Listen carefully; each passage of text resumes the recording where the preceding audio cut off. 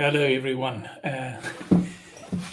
Today, my guest is Peter Brooks, but Peter is running a few minutes late. He just contacted me and apologized. So, if you can just hang in there, he'll be online as soon as he can. He thinks it will be another 2 or 3 minutes. So, your patience, I beg, please. In the meantime, just remember there's some other interesting conversations coming up. The next session is with Doug, where we're going to talk a bit about enterprise service management. And then Richard Okork and I, is going to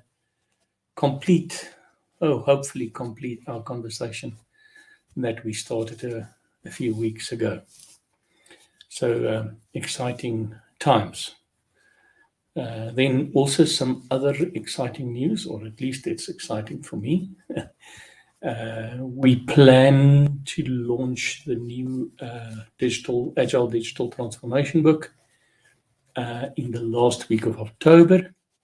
And there's some other exciting news that's coming along with that. So prepare yourself, make some time. We'll schedule an official announcement of the book and of a community activity that goes around the book, and give everybody the opportunity to actually take part in the use of our guidance in the digital transformation space. So that's very exciting for me. So let's hang in there, and hopefully Peter will be with us very soon.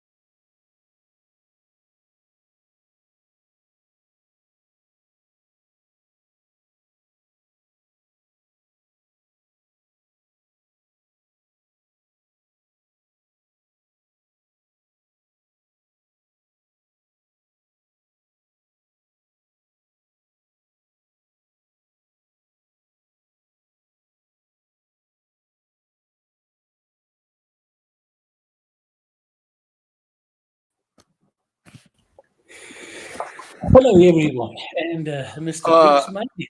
I Hi. am I'm so sorry I'm glad. late. I'm sorry I'm late. I miscalculated. No It's just problem, mate. how are things? Did Um, you have a good break? yeah, it was awesome. So, for those of you who have been looking at a red screen, um, just a reminder: this show is live and unscripted. So, I'm sorry. Yeah, I we, just held up. if it happens, it happens. No problem, Yeah. mate. I'm just glad that you're here. So it's episode 9 of Get It. And we live. And today we're here with Peter Brooks, somebody for whom I've got a tremendous amount of respect. Always bounce ideas off him. We often do disagree, but that's also good. I think that's good for people to be able to disagree in a positive spirit. So thank you for being here, Peter, and very welcome. And thank you for making time available to share with us something that I know that you're quite passionate about. So, the discussion today is sustainable transformation. Um, and, Peter, if we say sustainable transformation, what do you mean by it? Well, one of the things that is essential now and is becoming more and more obviously essential is that if organizations are going to survive, the same old way isn't going to work. That's absolutely, there's no question about that. And that it's obviously there are two sides to it. One is the same old way won't work because organizations that are operating in an unsustainable manner are going to go out of business. And the sort of pressures that we've been getting after the COVID and even now with the recovery from the COVID, all of those pressures are making the cracks more and more apparent. That organizations that you thought were going to be just fine, they're monolithic, they're huge, they're going to last forever, are showing that they're not. That they aren't actually able to cope with it. They need change, and the change when we talk about that it being um, a sustainable transformation is it has to be a change so that it works for everybody.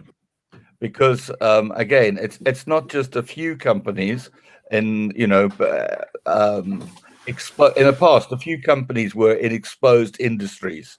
When you were having a horse and carriage company and cars came along, you survived a while, but you were being pushed out by the new. That's not the case anymore. It's the entire structure of doing things is changing. And so it's essential to change. And it's essential to change in a sustainable way. And some people think it's possible to do that gradually by doing things slightly differently from the way we did it today, patching up the cracks sort of thing. And I think that's the delusion. And Mm. obviously, when you start being hit by this, that's going to be your first response. Okay, where's our continuity plan?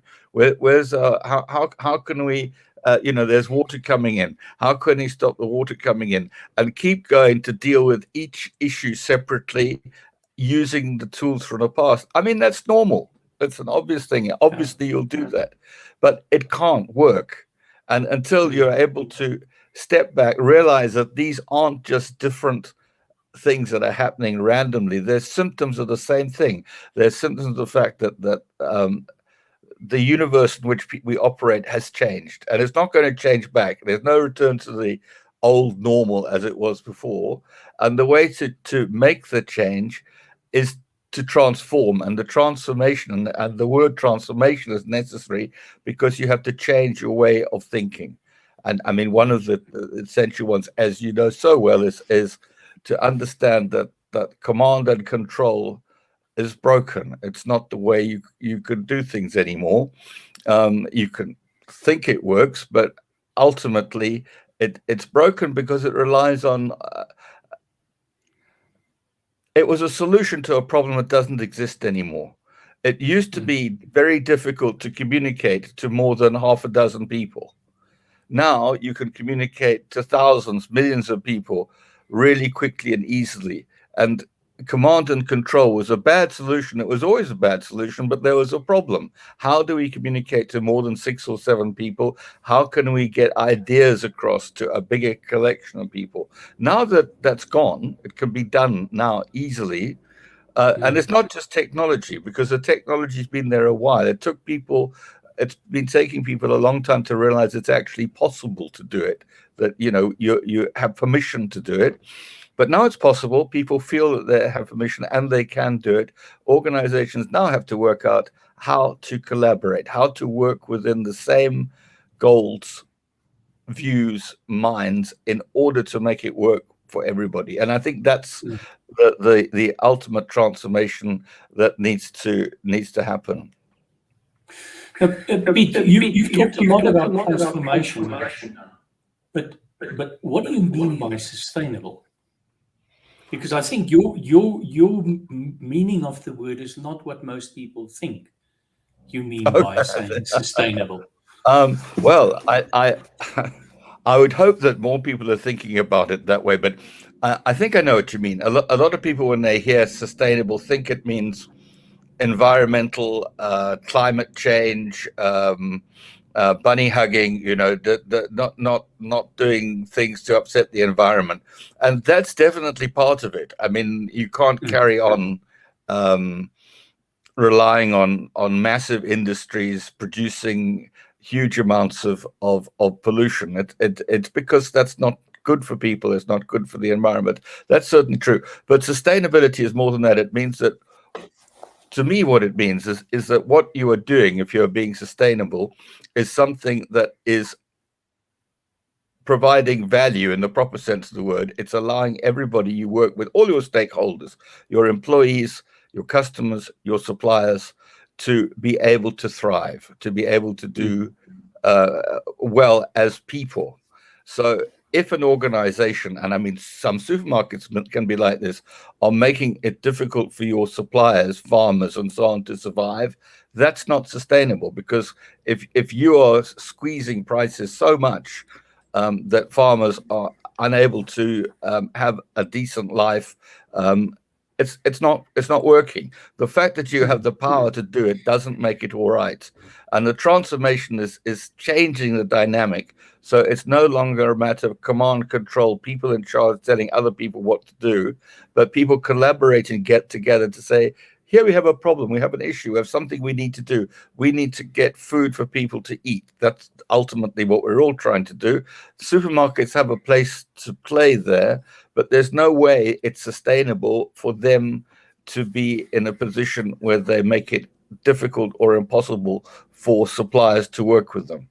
And it's in their own interests not to do that. And we've seen, again, it's the pandemic has made it more obvious that when things start getting squeezed and it's more difficult, supply lines go down, suddenly the supermarkets start to realize, well, actually, we do rely on local farmers being able to help us out in the crisis. They do need to have, as you know from agile things, they need to have some slack.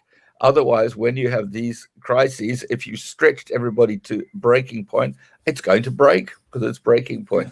So it's changing the idea of thinking, well, we've been really clever by pushing out a bigger profit margin. We've been really clever by negotiating a deal that's made it difficult for the other side to succeed, which was the old antagonistic, what they call antagonistic negotiation, into collaborative negotiation, where you work with other people and understand that in working with other people, it's not just the people you can see and talk to, it's all the people who are affected indirectly as well. In other words, a company is no good unless ultimately it's helping humanity, people as a whole, and the people in the organization, everybody. If it's not, if it's acting against any group of people, making their lives less healthy, less easy to live, less enjoyable, it is a malign company and shouldn't really exist. And that's what I'm meaning by sustainable.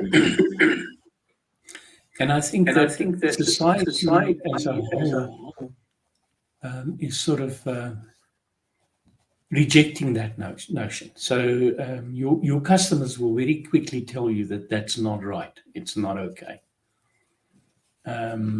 You can't, so that whole approach of the Chicago School of Economics,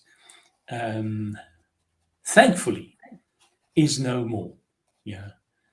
A organization is not there to make profit. The organization is there to create value for their stakeholders.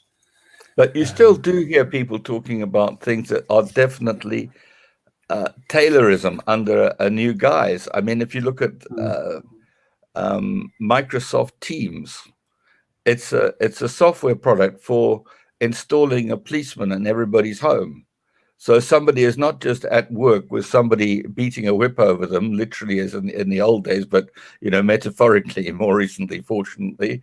But you've got that policeman sitting there telling you that you're online, you're not online. People know you're there. They can see that you're there. You've got immense peer pressure from this machine deliberately forcing you to work all the time and deliberately removing the slack that you need to work. It's kind of as anti-agile as you can imagine. It's like saying, forget agile. We want to go back to the 18th century's, industrial revolution. You work so many hours, you're allowed 2 minutes for your tea break, all that stuff. That's what it's back to. And this has just come out now as something that people are doing after the pandemic. But I think what's changed is in the old days, people would have just accepted it and it would have become the way of living. But more and more, you're having people talking about it and actually saying, well, no, this is not okay. And beginning to put the pressure back on organizations. And it's only, I think, fairly primitive organizations that are going to survive using that kind of malign, coercive technology. Yes, no, for sure. I completely concur. And the issue is that the workforce today, I think, is also becoming more activist-like, and say to their managers that this is not okay.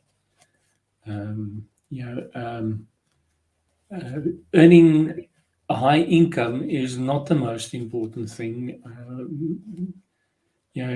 Earning a living is. Absolutely. Absolutely. And it's a difference. And you make a good point there about individual workers being prepared to say things. That's the other side of the communication thing. It used to be very difficult for managers and governors of organizations to communicate down to the workforce, and it was down to. It was also difficult for workers to communicate back up.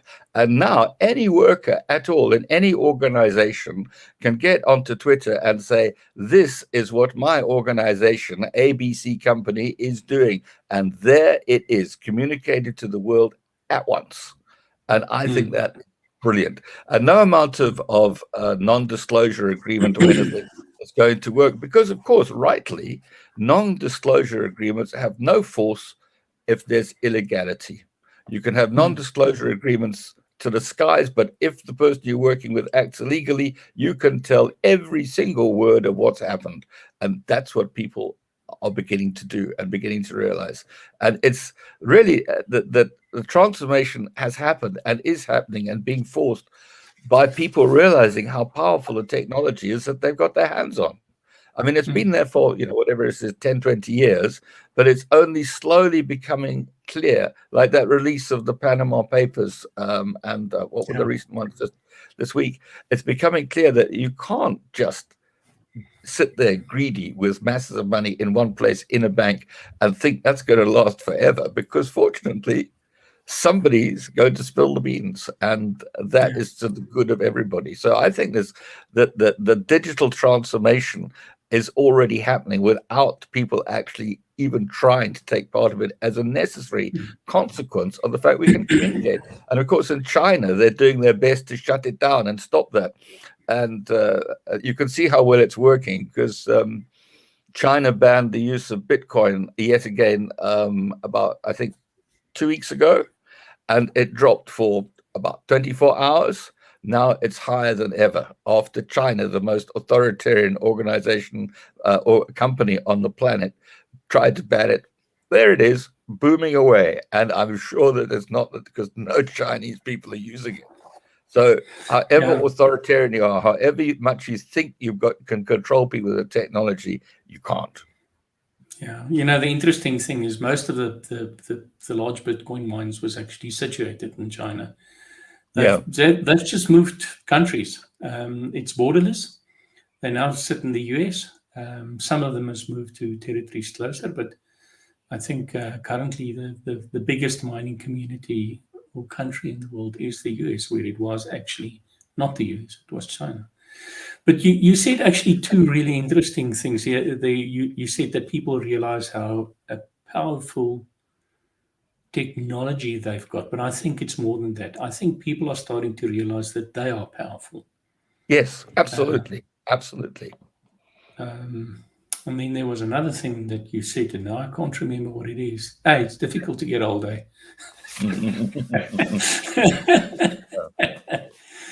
So we've sort of sketched the problem space. Yeah. What is the solution space? If you're a leader in an organization, what do you do? Well, I think we already know the answers. The tools are there. And some organizations, in many ways, have already got them to work in the past. So they're fortunately examples we can work from. And you start with the word, if you are a leader. Well, what it means to be a leader is something that has been changing and has to change. And even in the past, it's always been the case in almost every situation, if you look at it carefully, that the only leaders that are effective are servant leaders, leaders that understand that they are not there to be great themselves or have power themselves, but to give other people the power to do things. I mean, when you look at, I'm not a great fan of Napoleon, but Napoleon is a great example because he should not, by any logistical reason, have done well for any length of time at all. He had got every entrenched feudal baron, king in the whole of Europe against him because he was a symbol of getting rid of feudalism. So he was literally fighting the system with every single country in Europe, in the world, against him because feudalism was so entrenched and they saw that their situation was going. But they could not fight him because they put idiots in charge of all their armies because they needed to have aristocrats in position of power. So because they were not leading, but indulging in their own power, they had the seeds of their own destruction. While Napoleon was keen on getting people who could actually do things, people who could think. The best one, I think, in terms of looking at it in the whole picture, is Napoleon understood he needed people who were lucky. If you are going to work with people, you need to be lucky, and the leader needs to be lucky and realize the leader is lucky because there are so many people helping the leader. And a leader on his own is just somebody sitting in a field, has got no use whatsoever. A leader is only anything if he is a servant to people who are actually doing all of the movement. The leader is just there, someone to inspire and help and remove roadblocks in the way. That's what leaders are there for. And so it is with transformation. I mean, the owners of the company, the board, the governors, whoever you're going to call the leaders, need to understand that being, on the 10th floor in a panel dining room while the rest of the company has a canteen downstairs that, has got very inferior food is not going to work for very long, because it's now obvious that they are not actually doing anything constructive to make the whole thing work. They are a waste of space. They aren't actually useful. Whereas if they could be part of the action, understanding what everybody was doing, they would realize that often they are, in fact, the blocks to the organization thriving. And I think it's often now when you see organizations doing badly, it's the people who are failing to grasp the essentials of sustainability and transform themselves into organizations where the people, the so-called leaders, are servants to the organization and servants to the people, not masters. Yeah. Yeah. My father-in-law used to say that luck stands for labor under correct knowledge. Um, so yeah, it's those people who were willing to labor. Mm. Um, yeah, luck doesn't happen. Yeah, you get lucky because you try a lot. Well, Yeah, that's true up to a point, but I think the other thing that's important to recognize is that everything we have is luck. You know, the fact that we are born to a family that's wealthy enough to feed us, the fact that we have a decent education, the fact that um, everything about our whole existence is in fact pure, straightforward luck, and all we are doing is being lucky enough to be able to use that luck to do something.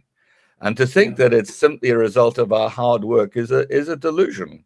And to think that somebody who's not doing badly, not doing well, rather, who's doing badly, who's got depression, for example, is unable to work, is somehow unworthy, is nonsense. It's that person is unlucky, and that's why the person can't operate. And moving from the idea of an inflated and false belief in self-worth as a result of having achieved something, when really all you've done is make easy use of what you've been given. You've got that drive, you've got that brain, you've got that body, you've got that background. I mean, if you're starting with that, you haven't got any of that by your own effort. That's what you've been given. And if you manage to do some stuff with that, well, what a surprise.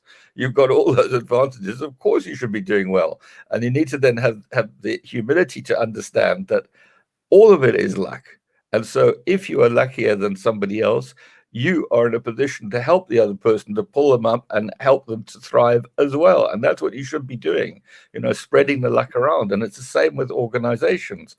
If people are in a position where they are a director of a company, they have an obligation, a moral duty to help the people who are in a less fortunate position. They're not in a position to congratulate themselves, saying how wonderful I am having got there. I mean, look at the people who are at the very top, these ultra greedies, people like Bill Gates. I mean, he didn't start off with nothing by any means. He had his mother on the board of IBM, knowing all the people there. He had a very wealthy background. I mean, he just coasted in. The only reason he got there was he happened to have an aggressive, legalistic mind. That also wasn't something that he developed on his own. That was something he inherited as part of his upbringing. He's just a phenomenon of luck. And unfortunately, he came about at a time where people were allowing that kind of grasping, avaricious, inhuman exploitation of people to just go ahead. And that's something that I'm hoping that the recognition that that's not sustainable is going to stop. Sorry for that noise, by the way. They've decided this is a good time to come and clean the windows. I was late and now cleaning the window. That's just life. But yeah, that being able to become an ultra greedy, the fact that we've got those people who have got absolutely obscene amounts of money that they're controlling and able to use in ways that are not of a benefit to humanity. We've got those people there is not because of anything that they've done. It's not because they're great people. It's we've got a system that allows that obscene accumulation of wealth simply because somebody's got dark triad personalities, because that's what it is. If you've got that manipulative, Machiavellian, psychopathic personality defect, you're likely to, if you've got the background and the money to start with, end up as an ultra greedy. And we are the fools for allowing that to happen. We must, as a sustainable or if we want to be sustainable and survive as the creatures that we are, human beings, we need to work together and not allow a few of us to have destructive influence over everybody else. It's just a mad thing to do. It's like the pigs all getting together and saying, let's appoint one of us the butcher, let's appoint another one of us to be the slaughterman, and we'll cut ourselves up and take us down to the market to sell to the humans. Why do we do it? And I think that what's happening is people are beginning to see, because of the excesses of these extreme people, they're beginning to see it is unsustainable. It's not just you're a commie if you think it's wrong for people to get in that position. It's way beyond that. It's not just it's not allowing the workers to have access to the means of production. Way beyond that, it's allowing a few individuals. Just like in feudal times, it's a neo-feudalism, really. A few individuals to have obscene and completely unwarranted power, and we shouldn't allow it. Most people have got rid of feudalism. I mean, the UK, they've still got quite a bit left to get rid of, but mostly the main power has gone, and we've replaced it with these individuals. I mean, it's mad. It's crazy, and it's not sustainable, fortunately. I mean, I'd be worried if it was sustainable, if it was going to last that way. So you have a few, most of humanity enslaved by a few. That would be a very bleak, dystopian future. But I think technology, which we're starting talking about, is making it impossible, because now we know what they're up to. Now we're beginning to. I mean, look at the Facebook. Its experience last week. It looked like it was pretty well stuck there forever, but now. Nice big crash for 6 hours. That's a fault of arrogance. They didn't plan their changes properly. They haven't got proper change remediation. I mean, it's because they are not. They are too successful, so they have become arrogant in their operation, and now all of the revelations are coming out about how they are acting against people and encouraging people to be aggressive and unpleasant. So. Organizations that don't act sustainably, organizations that stick with the top-down command control, are beginning to start crashing, falling apart, and that's inevitable, fortunately. And it's good to see it happening. I mean, you sort of highlight the things that's wrong about society, but the question is if you're in a leadership position in an organization, how do you make it right if you want to? Let's assume that you want to, because I think there's lots of people in power that actually want to make a difference. I'm starting to chat to more and more people who don't subscribe to the excesses of the past, and that genuinely want to make a difference. So the question is, how do you make a difference? Well, what we've been talking about, the tools are there. We know about servant leadership, the fact that in order to operate, you need to understand the people you're working with, and you need to understand what you're trying to do, and you need to communicate. Now we've got tools where you can communicate. If you're on a board, you can talk to everybody. You can talk to the organization as board members. You don't have to hide behind, what do they call it? Corporate responsibility, pretending that everybody on the board agrees with everything all the time. You don't have to hide behind that. You can actually let people know, I'm the finance director. We're having issues with this. What can we do about it? What do you suggest? And work with people, listen to what people have, because again, it's amazing how many people in organization do know. There's no way that evolution has created a special type of creature that's a board member that is blessed with unbelievable vision. They're just ordinary people like anyone else. So if they want to make things better, they need to use the tools we've got, digital tools, to communicate, let people know, and put themselves in a position of using collaborative methods, working together in order to achieve things that are sustainable, and looking at the things that are wrong. If an organization is doing something that is frankly wrong, they are abusing their suppliers, they are polluting the environment, they can make a list of those things they're doing wrong and plan a path from standard stuff. Here we are doing this wrong. This is something that is not good for humanity, not good for our stakeholders. What can we do to move from here to there? Just like in the old days, you've got a coach and a horse company. What can you do? Well, maybe we should start putting engines in these things. Maybe we should start moving with the future, understanding what the new technology is, and recognizing that, a lot of people are no longer going to be able to make stagecoaches. We're going to have to move to do something else. And that's what it is. It's looking directly at what the actual unsustainability is. And often companies won't do that because they think it's always been like that. That's the way we do business, and are not prepared to and see them as sacred cows. We do this. This is how we treat our suppliers.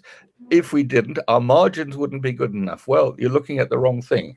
It's not margins. It's the collaboration between you and your suppliers to work out a way to enable everybody to benefit. It's the big picture thinking, holistic thinking, instead of, old-fashioned, ossified, hierarchical thinking, which I know is a bit of a general answer, but that's where I think you'd have to start. Yeah. I just listening to your window cleaners. The last session was with Rob England, and his dog was looking for a ball behind his desk for about 10 minutes of the session. So the window cleaners aren't that bad. A quick question. Yeah, they're finished now. They're finished. So, unfortunately, have you read the Simon Sinek book, The Infinite Game? No, I haven't. No, I haven't. I highly suggest that you do. And for everybody that's looking, the camera's turning the wrong way. Okay, it's really a good read. I would like to just read something from the cover. In finite games, according to James B. Cause, the players are known, the rules are fixed, the end point is clear. The winners and the losers are easy to identify, like in a game of football or chess. In infinite games, like business or politics or life, the players comes and goes. The rules are changeable. And there's no defined endpoint. There are no winners, no losers in an infinite game. There's no such thing as a winning business or winning in life, for example. There is only being ahead and being behind. And I think really, part of the solution to how to think sustainably is to start thinking about an infinite game, a game beyond you, a game beyond the next quarterly earnings. And the next annual reporting cycle. Because if you think infinitely, then you must make sure that you don't break the system. And the system comprises of all of the components. But that's hard. It's hard to do. It is, but I think one of the reasons that game theory was invented, one of the reasons that the whole mathematical theory came about, was because it seemed to be very difficult to make decisions in real situations.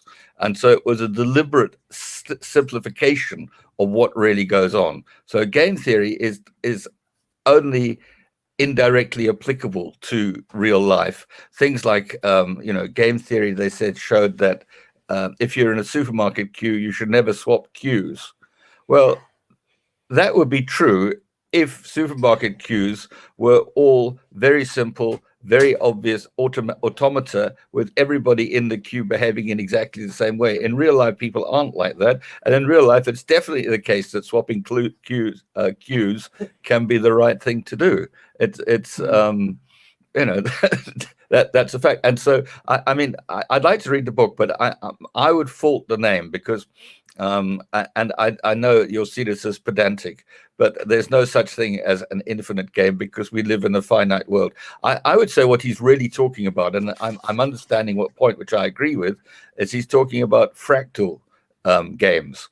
And the universe is fractal. Things are self-similar at different dimensions, and they are inherently unpredictable. Even though they are finite, a hurricane may seem a pretty big, complicated thing, but it's not infinite. But it is fractal, and so it is almost impossible to predict how it's going to operate. You can have various guidelines and ideas about how to work with it, and heuristics, but we cannot, even if we improve our computing power an unimaginable amount won't be able to predict what's going to happen. And so I agree with what you're saying. I'm saying that you need to accept that your endpoints are fuzzy, that you have an inherent fuzziness in what's going on. Yeah. But I think that the principle here is to stop thinking finitely, to stop thinking in terms of your job, your role, your life, and rather try to think about the complete system Absolutely. that needs to go on perpetually.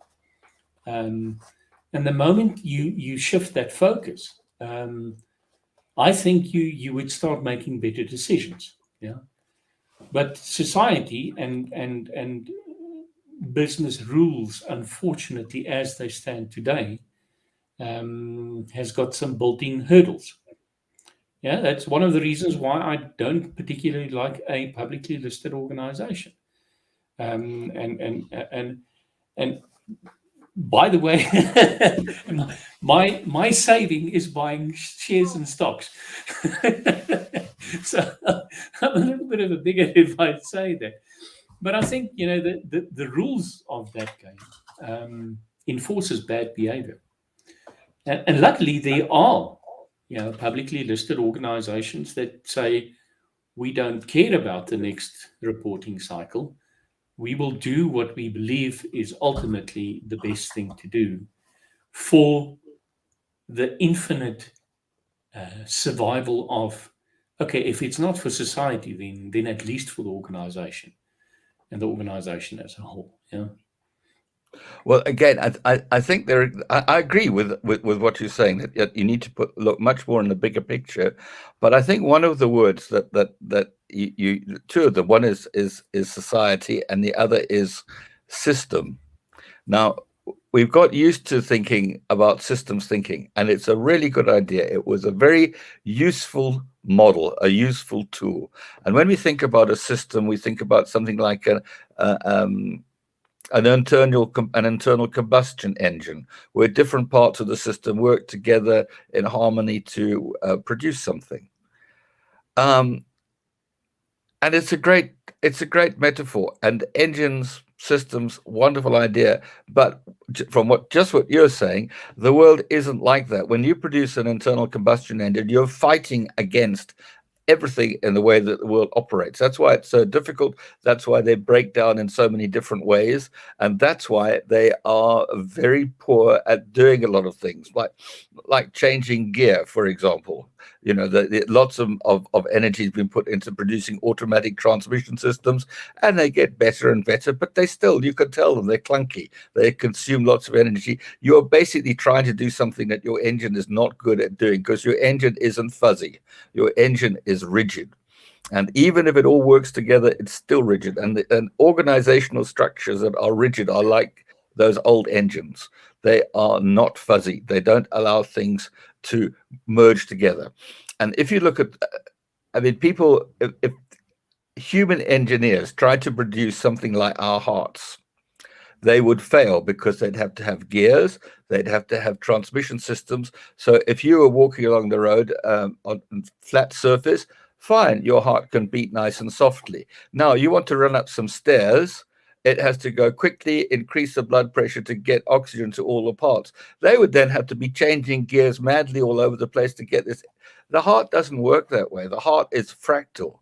The heart is beats in an asynchronous fractal way, that all the muscles don't work together. What happens is they just kind of, in a floppy mass do things, and the vagus nerve just gives an instruction like a beat. Now you've got to go a bit quicker, and the rest of it sort of flops along. It's a fractal, floppy, spongy kind of mess. It doesn't look like, when you look at it, it looks really organized, beating in a rhythm, but that's the output. What's going on inside is that each muscle cell is just working with its companions as it feels like it at the time. And you've got things like slack built in, the whole muscle isn't working all the time. And it does an amazing job. The way it can change pulse going up the stairs. You think about that, it's unbelievable. And it's because the engine itself, the heart, is a loosely coupled device. It's not a rigid system. It's a soft system that is responding to things as they happen. And you need to change organizations to become fuzzier, more fractal, less structured, because it's the structure that actually slows them down and makes them arthritic. It's what stops them moving. And the structure is based on what we've been thinking, what we're just talking about, the ideas of game theory, simplified ideas, the ideas of engines like combustion engines and systems as being things that you could put together like an engineer, and they'll only work as well as human engineered systems, which is generally lousy. And we should be looking more at things that really work. But Pete, don't you think you're a bit of an idealist if you say that? I mean, to have an organization that's a violent organization, if I use Lalo's words, is I think we fall from that in terms of human evolution. Well, I mean, most people are actually just battling with a teal organization. Yeah, well, what I would look at examples where it's been moving in that way and has already worked. And my example would be Hewlett Packard, not the organization that's existed in the last 20 years, but Hewlett Packard as it was up until about 1999. It was created by engineers. So yeah, it definitely engineering ideas were involved in the way it was created. But the way it worked was in a much more fractal way, in that the whole organization was set up so that no group of people was bigger than about 12 at a maximum. Anywhere, any level in the organization, anywhere, you had 12 people, and every group of 12 people was autonomous. They could, as a group, decide to do this or decide to do that. So if you were a first level manager in HP and you thought, well, I don't really think this is a good idea, let me try that, within very broad limits. I mean, obviously you couldn't decide to go to the moon because you hadn't got the budget, and getting more budget. I mean, there were constraints. There always are, obviously, constraints, but you could do pretty well everything, and it didn't work. If it didn't work, someone would say, oh, well, it doesn't seem to work. Let's try something different. Maybe you could reform. And you didn't get into trouble. You weren't fired for it. It was a normal thing to do. Most people didn't do that. Most people stuck within the tram lines and did what they expected, everybody expected them to do.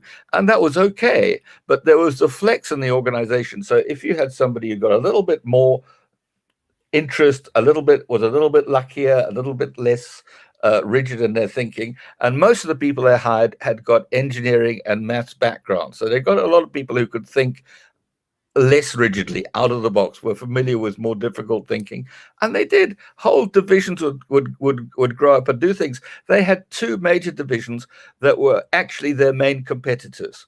They both produced computers. They both used Linux. They had different, not Linux, or Unix then. They both used Unix systems, and they were both in complete opposition.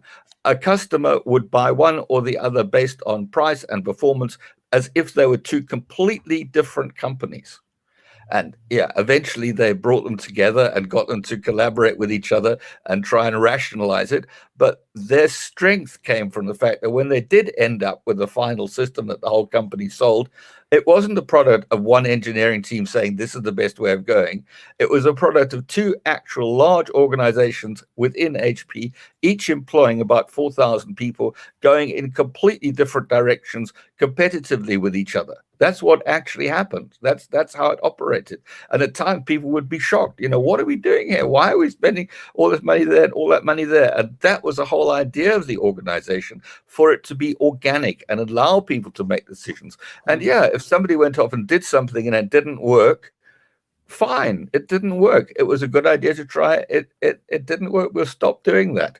And often, ideas would go, people would do things, you'd hear all about it. There'd be training courses. I remember I went along to one of these training courses. They'd invented something that sat on top of Windows that was meant to be a kind of task manager thing, and they had all sorts of good language about it, and they had a group of 30 people doing it. I went to a training course. On the first day they started talking about it, and I began to understand what it was.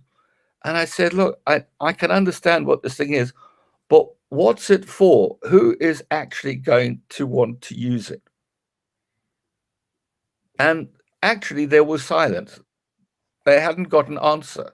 They thought it was a brilliant idea. They'd created this idea, but they hadn't actually thought who's going to use it. And it crumbled and crashed, and little bits of it ended up here and there. But that was the reason. It was a great idea somebody had had, and they'd been allowed to go to all that length, all the way through to giving presentations about this new technology, starting to market it to customers. And it was, oh dear, this was a mistake. That's what should happen. That is the way organizations should work. There should be flex, and there should be the chance for small groups of people in the organization to collaborate, work together, and sometimes work against each other. It should be organic. That's the thing, rather than rigid and structured. Okay, so would you then say that if I'm a MD of a listed organization and the analysts expect certain things of me, I should be more forceful in firstly trying to make them understand that the short term is not the best thing for the bigger organization and for the stakeholders, and secondly, actually just stop caring about them. And there are a few leaders like that, but I think that's a very, very brave thing to do. Yeah, because it's only based on one thing. Quickly lose your job. Well, no, a lot of organizations now, for various reasons in the economy, have got lots of money sloshing about. Instead of giving it away in dividends, they're buying back shares. In effect, what they realize, the reason companies are in hoc to analysts is that they borrowed the money, basically, that they are in debt to the stock market. That's where they got their funding. They have to pay it back. And that's the mistake. Companies that are in hoc to the stock market can't operate on their own way. They should be buying themselves out and operating as self-funding organizations. Then they can look in the long term. The short-termism is coming from stock markets forcing them. And again, the stock market is the wrong organization to be forcing things. It's only because money is an easy thing to manipulate that you end up with this position where it creates artificial incentives. Things like interest rates. Interest is a purely human invention. It's an artificial creation.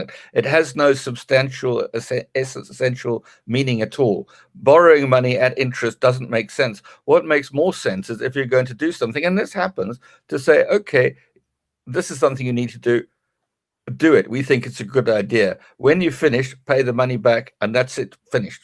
Instead, there's a system of the stock exchange where you give them the money, and now forever afterwards, you can pay all the money back, but we will still tell you what you're going to do. It makes no sense because you borrowed money once, you have to pay it back. So companies should ultimately try and break away from having that control over them, because it's a negative short-termism, and it's a structural defect. But that's a more difficult thing to fix than an individual company. Yeah. So just for interest sake, have you read David Gerber's book on the history of debt? No, I haven't. No. Okay, read it. Interesting. Yeah. But I agree. It's a fascinating topic, and the whole invention of financial systems.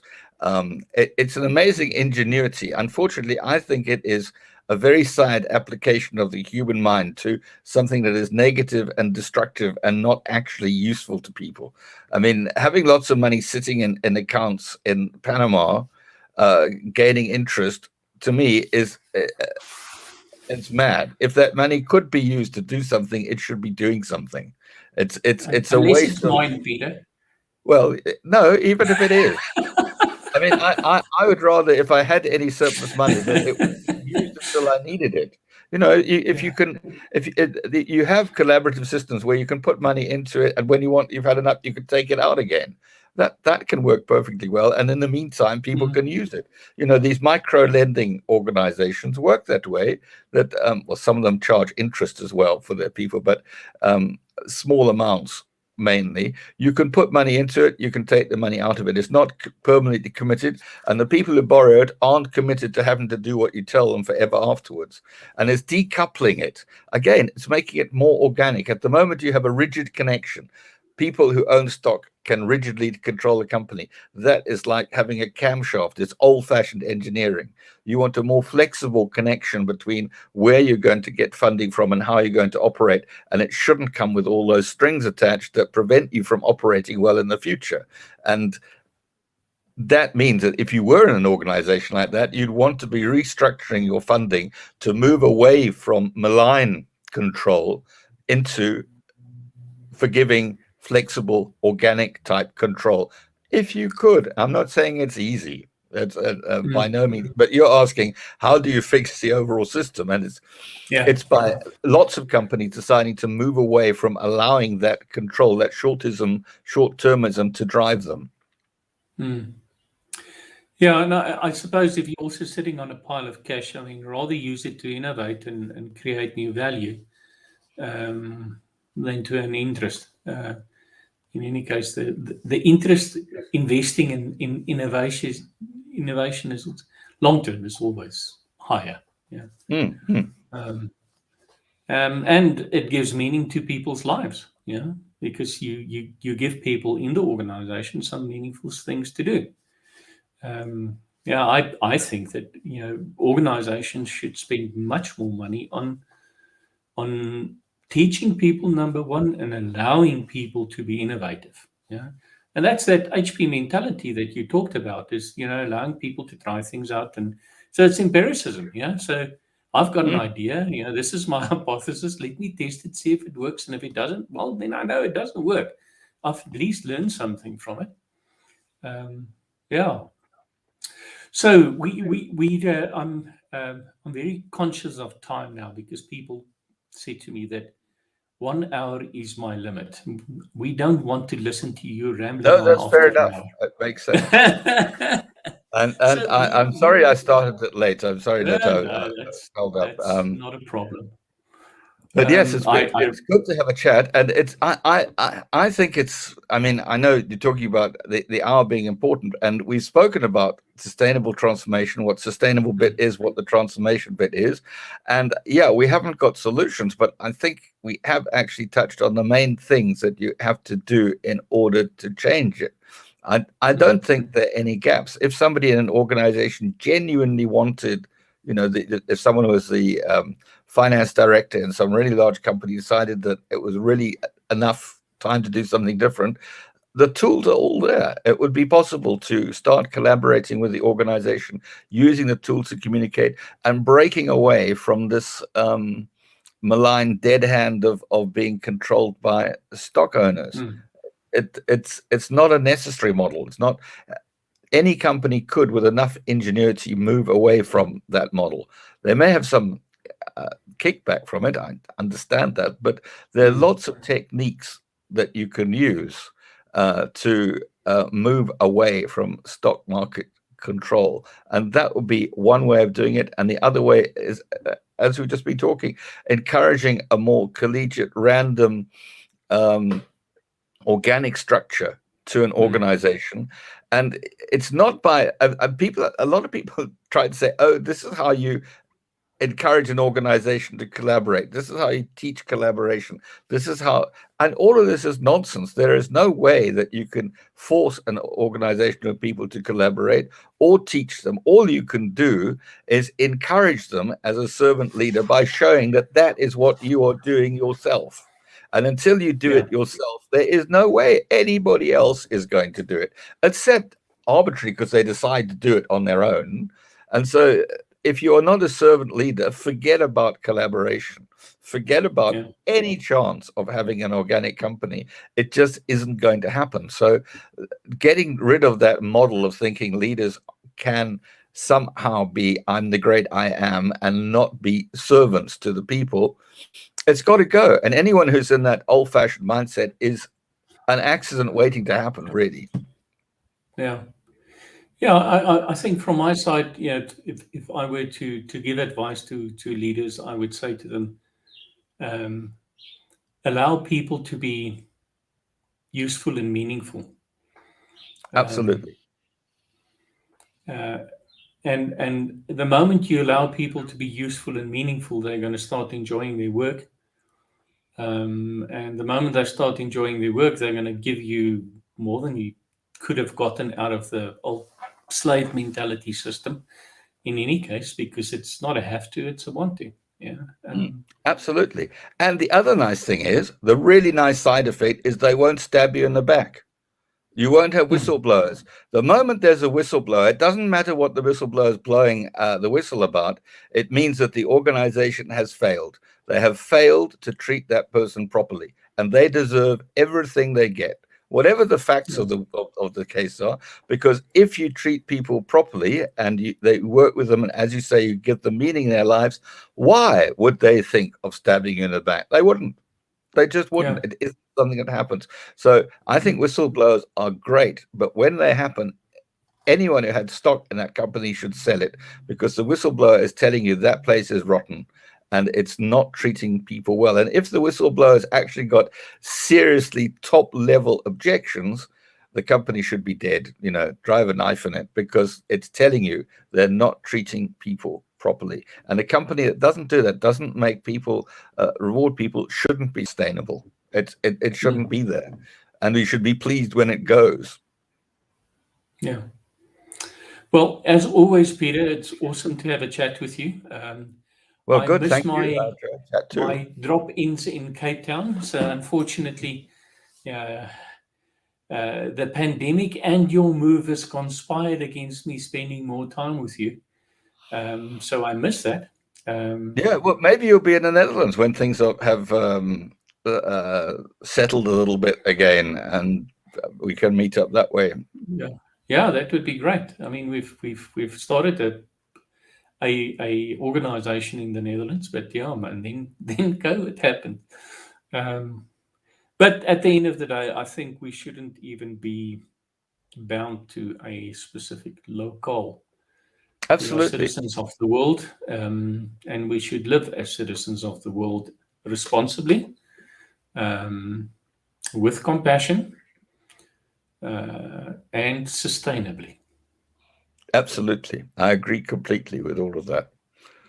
It's essential. It's not an option. I think it's essential. You've got to fight against people who are reactionary and trying to prevent that, because it's against all of us. It's not just against the people who suffer directly. It's against all of us if people act against those principles. Yes, absolutely. Yeah. My words were carefully chosen. I said we should. It's not we may. Actually, I should have rather said we must. Yes, I agree. Better. As always, a pleasure. Thank you for joining me. Hope to do it thank soon. You very much. And really good. Go and relax now. Thank you. Okay. All the best. Okay, I'm going to end the broadcast.